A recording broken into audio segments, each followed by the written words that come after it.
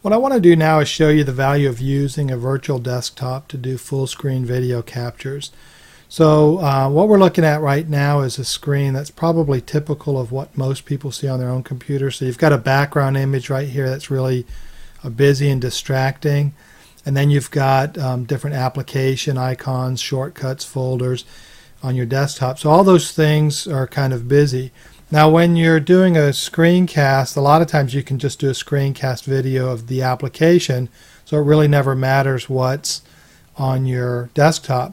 But there are sometimes where you actually have to show your desktop, and you definitely don't want to show something like this for three reasons. One is it's distracting for you because it's hard to figure out where things are at on the desktop. The other thing is it's distracting for your learner, so they're looking at the background image, they're looking at all your icons. A lot of them will pause and kind of look at what's on your screen. They're going to look down here on your taskbar and see what applications are running. So just a lot of things going on, and that's where having a virtual desktop comes in handy. So for example, what I have is I loaded DexPot 1.4 on this computer, and I'll show you how that works with the screencasting. So I'm going to go ahead and minimize that. Now I actually have the default 4 desktop. So if I hit Alt-1, this is my real desktop, and you can see I'm a Seattle Sounders fan. And I don't want all this stuff showing while I do a screen capture. What I really want is something like this. So I go to my desktop 3, and this is a clean desktop. What you can see is I just have PowerPoint open. If I minimize PowerPoint, you'll notice all I have is a start bar so that I can access different files that I might want to access, and I also have my taskbar down here, but you'll notice there's no system tray down here, so you can't see other applications. So basically what you have is just a black screen with just the information I want on it, and that's what you want. So let's go back to desktop 2. I'm going to hit Alt-2, and I loaded DexPot on here. So if I right click on the DexPot icon, you can see I've got 4 desktops. Now you can go into the settings and have as many desktops as you want. You can play around with the different settings. I won't go into all of that. We're going to go ahead and configure the desktop. So what we want to do is make desktop number 2 a clean one as well. So I'm going to go ahead, and we're on desktop 2 over here. And you'll notice I've got some tabs up here. In the first tab, what I'm going to do is look at my resolution. Now one of the problems I have is I have a 30-inch monitor, so the 30-inch monitor gives me a 2560 by 1600 resolution, and that's way too big if I want to do full screen captures for most people. So I want to go ahead and set up my desktop to be 1024 by 768.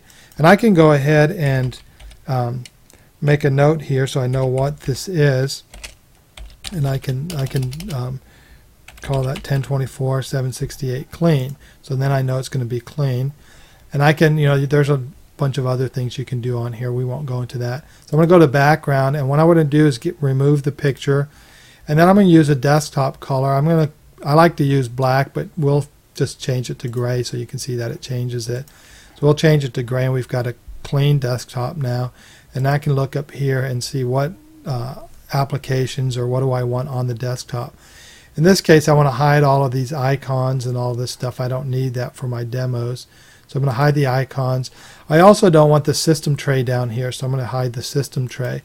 But I do want the taskbar because I want to be able to switch back and forth between applications.